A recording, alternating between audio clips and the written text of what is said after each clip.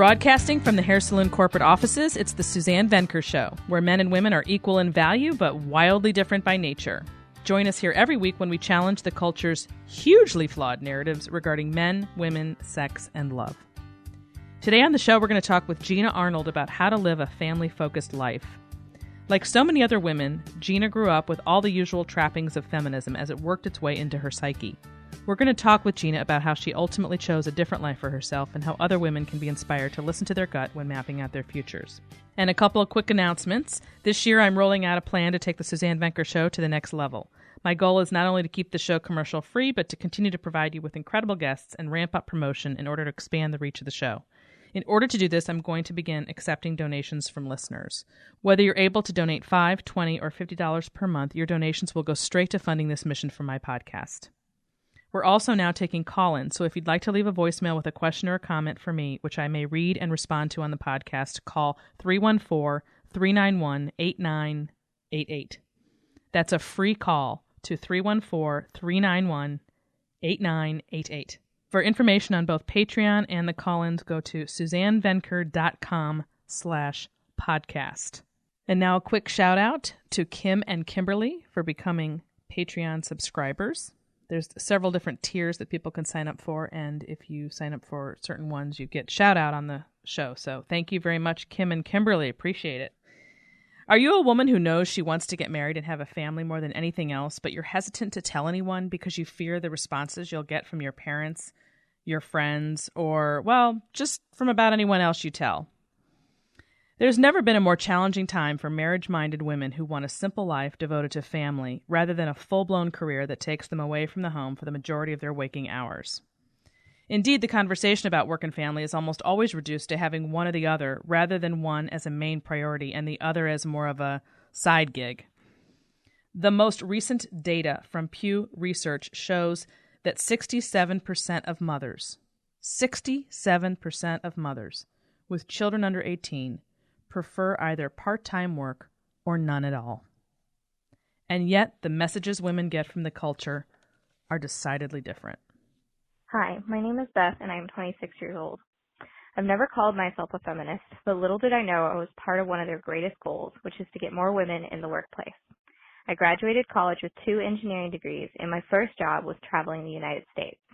I thought it was going to be fun and adventurous, but ultimately I was lonely and feeling empty. I found that employers don't truly care about you, and even when my work was entertaining and my coworkers were friendly, I found that spending all those hours at work was not meaningful at all. So I decided to leave it all behind. I got married, and my husband and I just welcomed our first child, and now I stay home full-time. The feminists tell you that the only way to impact the world is to have a career, but this is simply not true. As a stay-at-home mom, you will have a greater and more lasting impact than you could ever have in the workplace, because you are raising the next generation who will then in turn go out and lead and serve our communities and the world.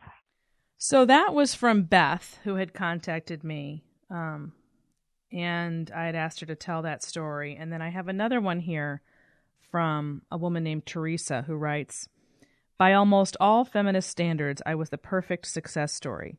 I rejected the example of beautiful motherhood by my own mother in college and threw myself into local and state politics, eventually having the honor of serving as an intern in the White House and an appointee in a presidential administration after the administration ended. I got a great job with a Navy contractor and worked my way up the corporate ladder for almost 7 years. It was only after that last position that it dawned on me. I wasn't happy. After living the feminist dream, I was utterly miserable. I bought into the lie of feminism that a career will make you happy when it didn't. And it was only through my Catholic faith that my incredible husband and our first beautiful baby girl and I realized what happiness truly is." That's something that my guest today is going to identify with very much. So I'd like to welcome Jeana Arnold. Hi, Jeana. Hi.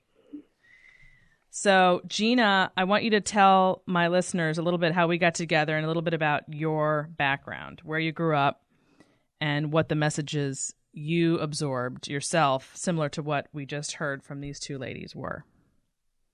So I originally reached out to you, having seen your Twitter page and then going onto your website, and I found your articles to be very interesting, especially since they resonated with me. Especially, I was beginning as I was going into Villanova University to start rejecting the way that I was brought up. So I was brought up just outside of New York City, I mean, like Westchester County, just a little bit north of that. And it was very much, the entire culture is very much pushing you into a certain lifestyle. And I would say this is true for men and women, as if there's like no difference in what you would prioritize, which is very much a focus on grades, getting into a good university, and then getting a high paying job that often requires a lot of hours. Even just thinking that, particularly with Villanova, is a lot of my fellow students will go into things like finance and accounting in the big city, which is that's like 100 hours a week as soon as you get out into that. Like, this is a huge time commitment, and that's sort of seen as the ideal path. And I would say that I was always very ambitious. I wanted to follow this path, and I really wanted to do like a lot of big things. You know, I mentioned I was planning of going into the military if that was an option through high school, and then going into the business world and seeing where that would go. And so that was sort of how I was raised.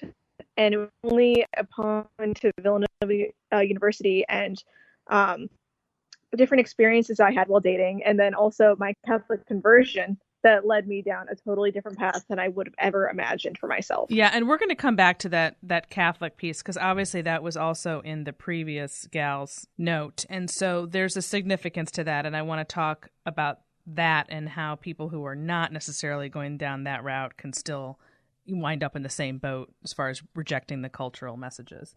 But we'll get back to that. So what were some of those experiences dating that you mentioned? If I was interested in a guy, I would ask him out. I was just so fearless. Like, I had no fear of rejection. So that was not holding me back. And I had no reason of why you shouldn't do that. Sometimes guys will say, oh, I would totally do that. But then actually, they don't actually usually follow through with that. It's more like they'll say one thing with continuing to date you after having done that. Or it just frequently doesn't work out, but I wasn't sure why. And I was like, oh, it's just not working out with these particular guys, not realizing this is like a pattern of behavior. And also I would get this feedback, especially with one of my guy friends who I went on 2 dates with before I met my fiance. He even gave me that feedback that, you know, you're very sort of intense and severe, and like you're very, you know, you're like, and you're high achieving and everything, and like it's awesome, and we stayed friends, but like that just wasn't for him, and that was fine. But I was just like, wow, maybe I need to like think about my approach a little bit more, and that definitely impacted how I was going about it. Once again, like it was just, I was approaching it exactly how I was like with my career, of just being super proactive when you can still be proactive without doing it in this way. So you were probably, then when I came along, was probably, I would imagine, the part, because I talk so much about being, you know, having one set of skills for the workforce and then another for your relationship, and how you cannot just carry over from what you're doing during the day to, so that's probably what you hit upon there. Oh, definitely. Yeah, because that's huge. And again, it's new, right? I mean, young people do not, this is new information. And with respect to your being in the Northeast, I can certainly identify with that, having spent many years up there. And I was always out of step with the people around me, because I was raised very differently, and I'm from the Midwest. And there's no question that there's a difference between Midwestern values and Eastern values, or up East. I mean, there really are night and day. I don't hear much about that, actually. I think that's like a whole podcast in and of itself. But anyway, so I know you said that your parents' relationship was not traditional. So explain that and tell me, despite the fact that you were raised in a conservative household.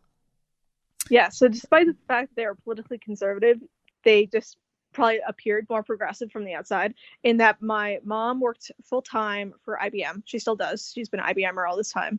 And she was going, when I was born, she's still going into the office, because they didn't have the option of telecommuting. So she was going into the office, and my dad had recently sold his pet store, and which he owned. He owned his own business. It was a really cool business, but he came and he stayed at home and raised me when I was like in preschool age, and my brother as well. And since he's been doing that, he's been working different like part-time jobs. Like he's a personal trainer at a fancy gym, which is cool. But like my mom is the breadwinner.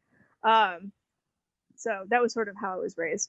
Do you ever think about whether or not you're being happy? Because we've talked again about this, and we'll get into this some more, about how you were just solely in your masculine core all the time, and that's what you've sort of learned as a result of dating, that you need to move away from if you want the relationship to work well with a man. Do you think that had something to do with being raised primarily by your father as a young person, or no?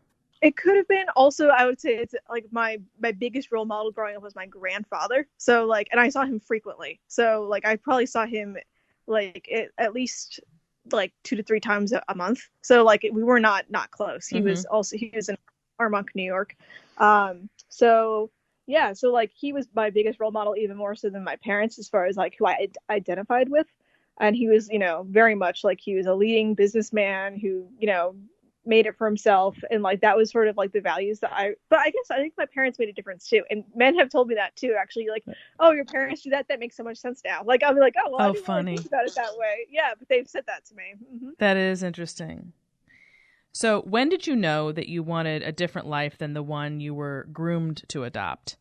And I know we didn't really get into what you were groomed to adopt, but if you want to explain that first, that's good. And then how you switched gears. Yes. So I feel like it was probably a whole bunch of different things. I mean, it was definitely like the pressure I got from my grandparents and my parents, which was very much to succeed in school, which is good. I mean, like, you should encourage everyone to do that.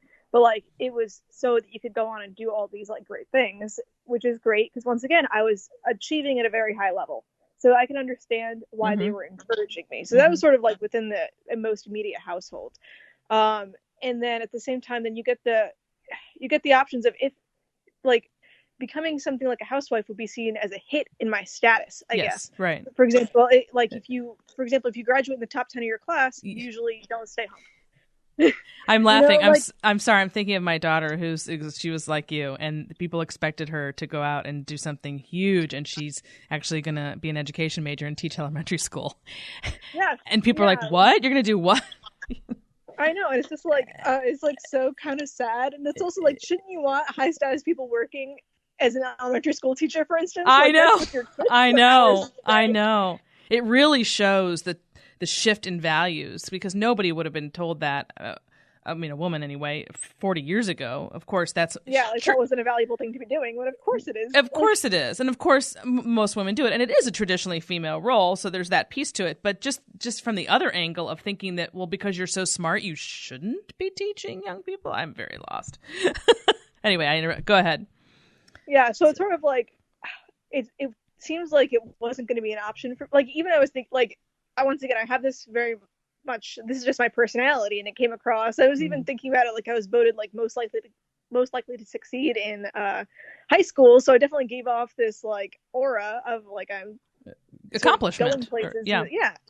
And so it's sort of like, it's interesting in that if I was to not do that, that was very much a block of just like, I can't imagine not doing this. But at the same time, once again, I mentioned that through my Catholic conversion was definitely an influence of me wanting to think more about my vocation. Since once again, within a Catholic understanding of vocation, it's either religious life, the single life, or the married life. It's understood relationally, not what you're doing to make money. Like it's not how you sell your labor, is how you understand vocation in the Catholic Church. So I was thinking about it that way. So let's go ahead and talk about that Catholic piece to this and how that connects to your change in, I don't want to say change in values, I don't know, your shift in priorities, let's call it that. Yeah, definitely a shift in priorities. I would say, so I came into Villanova, I was pretty much a decided atheist at that time. Like by the end of high school, I was just like that, because I was starting to read things, I was starting to like investigate philosophically. But then once I got to Villanova, I had some of the best instruction in my life. I have to say that I'm really impressed with their ACS program, which is an Augustine course that everyone takes, as well as their philosophy and humanities programs. So anyway, so as I was reading these texts, I was like, well, this might be true. And if it's true, I might need to examine the way that my life is going. And my priorities, because once again, I came into Villanova, I was atheist, and my goal was to do well in business school and then go out to Silicon Valley and make it out there. And which was, once again, that would have probably like, I still would have been open to marriage, but like, it would not have been a priority. Like I wouldn't have been maybe as actively looking. Right. And which is not, so I was just, that was my biggest thought at the time. But once again, even as I was converting to Catholicism, I was becoming disillusioned with the business world. And then it's most people just want to be in the business world, to work 100 hours a week and make a ton of money. And it was just like baffling to me, because I actually wanted to make like a great product, which is, like I actually was interested in the thing itself. But I didn't want to spend all of my time doing it necessarily if the point was to make, like, I didn't really identify with the people I was in school with. Right. Okay, so let's shift really quickly, because I know you're engaged now. Congratulations, by the way. Would you say that your shift came after as a result of falling in love with a certain person and then thinking about your life differently as a result of that? Or was it already starting to shift prior to him coming into your life? It was definitely starting to shift a little bit, but it was more dramatic. It sped up when I met Derek. It definitely did. In that I was just like, okay, well, especially because Catholics are very much open to having large families, and like I knew that would mean that we would have to figure out how we were going to do that. And once again, I'm not necessarily committing to staying home. I don't know, like it's a matter of what's gonna work the best for our family, and we'll have to see how that goes. And that's a good point, because so much about this conversation that's so frustrating for me is because it's couched in terms of either you're working or you're not. There's this huge chasm in between those two. It's been my life. I've lived it. And I want to say, hey, over here. There's this whole other way to structure your life where it doesn't have to be either or. It's about, I really like that word priority, because I think that's really key. It's not about choosing one or the other. It's about which one are you going to prioritize. And if you go back to what you were saying at the before about being raised to literally just go to school and go out into the world, like you said, it's not that it's a bad thing to encourage that. It's that there's this huge missing piece there that needs to be shared with women when they're young, to say, hey, look, your body has a clock and this thing that it can do, right? And it's important. And if you want this other piece to your life, guess what? You're going to have to structure it now so that you can accommodate that, what's ultimately going to be a bigger, for most people anyway, the most important thing in their life. So that it's not dropping out altogether forever. It's just simply, how are you going to coordinate that and work it in and prioritize it, which is what my message has always been about. I feel like I have to stop and pause to clarify that when people talk about staying home, like that one gal who called in, she's staying home right now, but she may stay home forever, but she probably won't if she's going to be one of the statistics, which is that most people end up moving in and out of the workforce, most women, that is, throughout the course of their lives to accommodate this other thing, which we don't ever hear about this group, because all we hear about is you're either at home and you never ever work, or you are exclusively in the workforce. So where did you meet your husband? I mean, your fiance, sorry. I met him through College Republicans. I think he was the president at the time, or the VP. I'm not sure. And then he later became the president. So at that point, I met him through that. And we continued to talk through different political discussion groups on campus. And then I got to know him better through a friend of ours. And so we started talking that way. And we had a lot of conversations about all sorts of things. We had a clear sense of each other's values before we were even dating. And I didn't realize at the time he was kind of waiting for me to like decide to convert, which was like, I mean, by the time we were talking regularly, I was almost there. Like at that point, I was even like, oh, I totally agree with Plato about everything. Meanwhile, like all of that has been synthesized into Catholicism. And like some of my friends were laughing, like, you can't just stay believing in Plato and be a Platonist. You need like the final piece there. And like, so he thought that was really funny, but that was all sort of going on in the background. And that's later when he asked me out. So. And you're so fortunate to have found someone in college. What are your, this is such a hot button issue today, I think, because it's not typical for people to date for the purpose of marrying in college. And what are some of those advantages? And what have your friends done in college? How many people do you know who've done what you've done versus are sort of like, oh, I'll get married 10 years from now kind of thing? There's relatively few people who totally hold off. So, or like on purpose. Okay. So there's some people who totally hold off on purpose and those are frequently found in business school and maybe also in the engineering school. Yeah. Because they know that they're going to be in New York or somewhere else far away anyway. And also that they're going to be around a ton of people their own age working in finance, accounting, whatever, marketing. So they already know that they're going to be still around people their own age, such like that. So they can hold off and feel confident doing that. And it's also not going to disrupt their career in any way. There's a whole bunch of people who just opt out, I think, it's not even on purpose. It's like they don't even know what to do. Like they know that they don't want to hook up because that's its own separate thing. That's not even the majority of the campus, actually. That's kind of a smaller minority that's actually what's happening. That's what my daughter says too. Yeah, not that many people do that. There's people who just opt out. They're not paying, like it's like they're just, it's not a priority. So then it's just not what they're doing. But it's not an intentional, I'm not going to be doing this. It's more like, well, I've got all this other stuff. I'm leading 3 clubs. I'm I'm focusing on my schoolwork. Maybe I'm working. There's a whole bunch of stuff going on. It's just not even on their radar. When it's like, it should be kind of on your radar. You're in a great environment right now to meet somebody. I know. It's like there's never, you're just never going to be around that many people of the opposite sex in that environment that is, I mean, it's just not going to happen once you go into the working world. It's so much harder. It just gets worse after college because 40% of people meet, then I think it's now online or through dating apps. I'm like, which strikes me as like, so most people will even tell you that it's terrible. Like it's like people don't lie to you about it. It's a terrible experience most of the time. Yes, I have heard that. I should do a whole podcast just on online dating. It's also like mostly men anyway, so it's not even benefiting the men on it. I don't understand. There's more men than women on. Oh yeah. You should look into that. Yeah, it's like 78% men on Tinder. So like it's like, I don't know, it's so strange to me. Like, and that, which makes sense though, because it's still dangerous. Like a lot of women see like the danger elements and don't want to do that. Of course. Yeah. Ugh. Yeah. So dating on campus, I mean, that's a whole nother. How big is Villanova? Villanova, I think it's like seen as like a mid-sized school. I'm not sure how many per grade though. I think it's like, I want to say like 3,000, but I could be honestly. And it's a Catholic. I don't know. It's a Catholic university, right? And do you find that means, like, what percentage are really faithful in terms of being Catholic versus not? There's a very small amount. Yeah. I would say who are like believe in everything the Catholic Church says and like is practicing. And there's other people who are practicing and that they go to mass every week. But then and then there's people who are nominally Catholic, and then there are people who aren't Catholic at all. So there's probably like 4 segments, with the smallest being people who are very devout.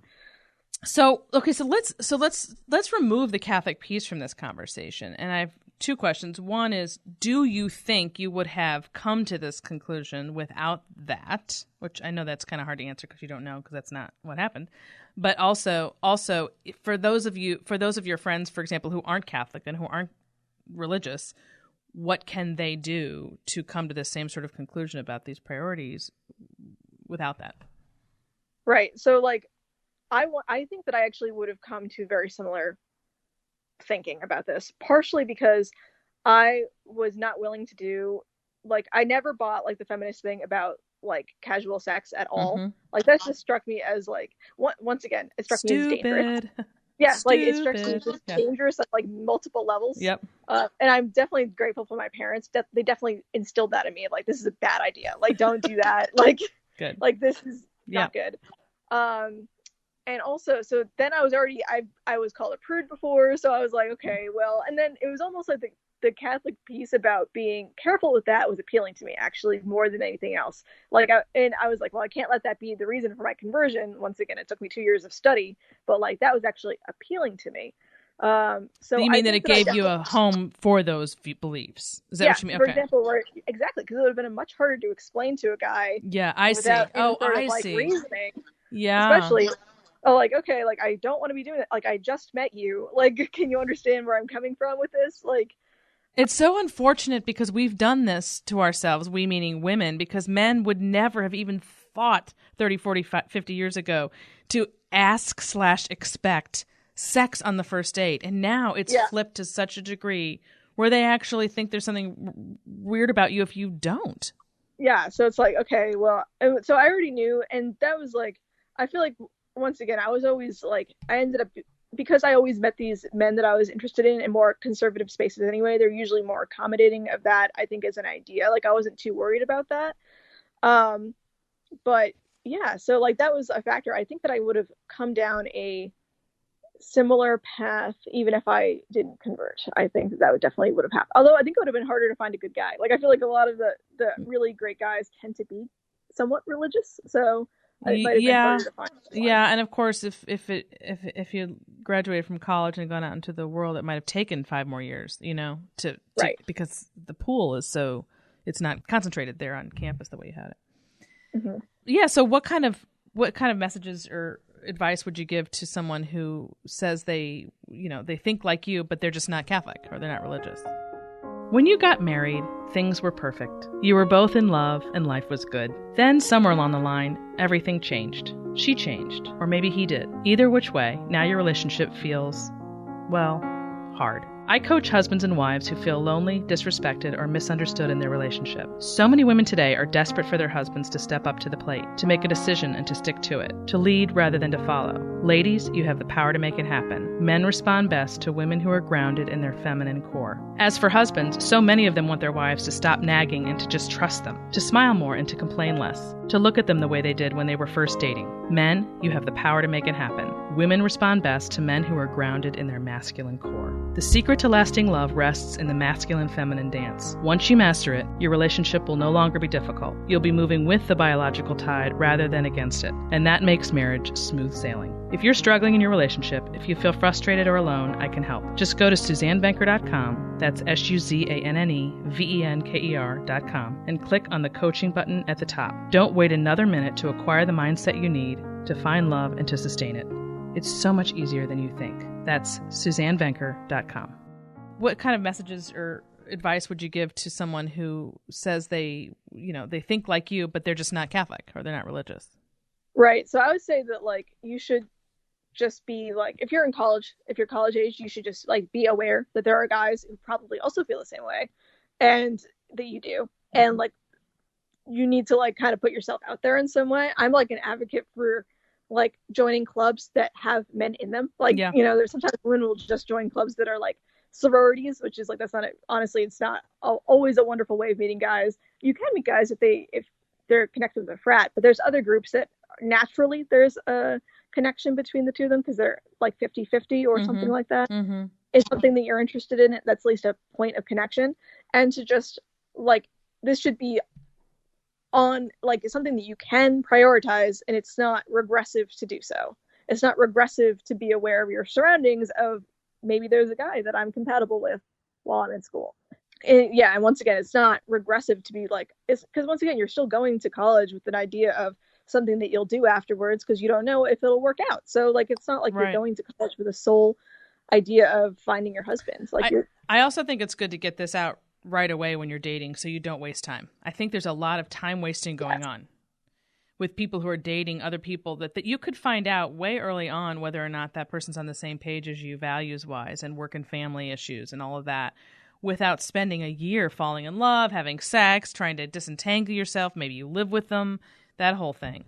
A lot of time wasting going on. Derek and I were saying, like, I let him know pretty early on, like, we're going to get engaged within 2 years. And he understood that too. Because what would you tell your sisters? Like, would you tell them to wait for a guy for 3 years, 4 years to like propose? You definitely wouldn't tell them to do that. And he's like, I totally get where you're coming from. And he's like, all right, I'll start saving for a ring then. Like, when it was time.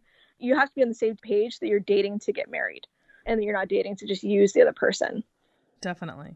We're going to switch gears a little bit and I'm going to read this, email from a woman named Sam, I think that's short for Samantha, who writes, Hi, Suzanne. I'm a 28-year-old New Yorker, recovering feminist, and a huge fan of your podcast.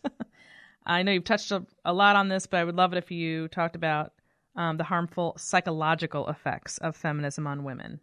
I had a couple of personal setbacks in my life happen because of men, and the feminist culture destroyed my ability to cope. The reason why is that I'd had the culture crammed down my throat for so many years so that when these things happen, it was like feminists saying, see, look, you're a victim. You're the woman oppressed by men. I became very depressed, actually had trouble getting out of bed every morning. It was hard to get through the day. I'm an emotional person to begin with, and without the feminist narrative, it still would have been tough, but I am positive that it would have been significantly less difficult for me had it not been for feminism. And that's one of the biggest things that I've been sounding the alarm about, is that there is absolutely nothing that is positive about that ideology for empowerment. In other words, the argument that they empower women or their message is empowering to women is the actual complete opposite. It's having you be mired in victimhood so that whenever anything bad happens to you, you are, sad and depressed as opposed to crawling your way out of it and understanding that there's another life out there for you and that you can be happy and that was just your individual experience. That doesn't have to be applied to all men and so on and so forth. So have you seen any of those any psychological effects like that in any of your friends? There's definitely, I feel like, this negativity towards men. I'll say that's definitely present. But I feel like sometimes it's without understanding. A man you're seeing is like you're hooking up with him or something, and then it doesn't turn into a relationship. Not blame all men then. Like, this is a bad setup for both of you. It's like a failure of meeting expectations, and there's no communication, and it's like, this is not what I wanted. So don't think that you'll just be able to convince him without saying anything. And also, you shouldn't, this is not probably a guy you even want to convince if he doesn't eagerly want you to be his girlfriend. Right. But I don't know about like a systemic issue with my own friends that I know. However, if you look on things like Twitter or something, this is like a common thing. You'll see that like women complaining about men, and it's just like so unhelpful. I think that women and men have like an equal capacity to do evil things. So it's not good to systemically blame them for something that there's some sort of mutual participation in. You said at the beginning that it took hearing from that guy you knew and were friends with about your style, yes, coming on too strong or what have you, as being sort of the catalyst for your starting to think, oh, maybe there's a pattern with how I've been with guys all this time, that it's really more focused on me being too aggressive, I guess, for lack of a better word. So how have you begun to change in that regard, and what's different about your relationship today from the men in your past? Well, what I did do is this. I didn't change my personality. Like, it's the same personality. Like, because I feel like that would have been really hard to do and probably disingenuous too. But I did change my approach, and I even changed my appearance. Like, once again, I still had that short bob from when I was planning on going to the military, and I didn't want to put my hair up, so I just did that instead. So I grew my hair out long. I definitely redid my wardrobe, so it was a little bit more feminine, and more heels, things like that. So I felt different too from wearing something different. Once again, the biggest thing was learning when to like be more patient with dating, and that like if I'm interested in a guy, like I can still make it clear to him without just saying it directly, so that gives him time to think about it. Yes, and very important. Like he's making that decision, Yep. like I'll say that to like my girlfriends, give it 2 months, like, which is what I say for a college campus. It might be different, and see if he's going to ask you out. And then at that point you move on emotionally, or only then maybe ask him out if he's really shy, and then move on. It's fascinating, isn't it? How they don't know. I mean, they literally don't know that men are supposed to pursue and women, on the receiving end of that. They've never heard that. So they don't see what's wrong with switching it up and going the other way, or because they think they're equal. That doesn't matter who pursues who until they're on the receiving end to see what that feels like. And of course, a lot of them will say, well, even if I don't do anything, the men won't. So I don't know if you had a lot of experience with seeing that men are passive and not taking. Once again, not with a lot of the guys that I'm particularly close to, but I know so many who are like this. I'm like, your competition is just other men, and they're all like this. It's so easy to get a leg up on other men because none of them will do anything. It is. I know. They'll stand out. Like, even Derek would say that, because like he had, before we started dating in the beginning, he had this bad experience with this ex-girlfriend, but because of the bad experience, it almost made him like fearless. He's like, I'm not going to be concerned about rejection anymore. Like, the worst outcome with the way that whole relationship went was so bad, it can't get worse than that anyway. Right. And he was willing to just ask me out so quickly, whereas that actually is more rare than you think it would be. I've heard this a lot. So that if you tell women you don't pursue, they'd say, well, I'll just be sitting here forever, because they won't do it either. So it's definitely affected both sexes to suggest that we're all the same, and nobody needs, there's not a process here that you need to go through that is natural and normal. I've talked to guys and they're afraid of coming across as creepy. I'm like, you probably aren't. Like, if it's someone you know pretty well, like that's like a strange fear to have, but maybe that is also from, that's the culture we've given them. We're very anti-male. We're very, masculinity is bad. I mean, if you've been told that forever, you also wouldn't want to. This concern of just being seen as like too forward or something. But so just to circle back to the whole concept of family first, all of these things that we're talking about are sort of tangential to that, but they're related because they really have to do with leading a more feminine life, right? Leading a life that is true to your being as a woman, and rather than trying to stuff yourself into some this idea that the culture has for you, that this is how your life has to be led. And it saddens me because it's very difficult for people to go against the culture. So it used to be automatic that you would, pay attention to what your needs are as a woman, but now it's taboo. So what advice would you give to a young woman whose life goals are counterculture with the work and family thing, as she's, I don't know, from like 18 to 25, trying to plan it all out or figure it out? I mean, you want to be in the vicinity of the type of man that you would like to marry. And you would want... in the vicinity of, I love it. Yeah.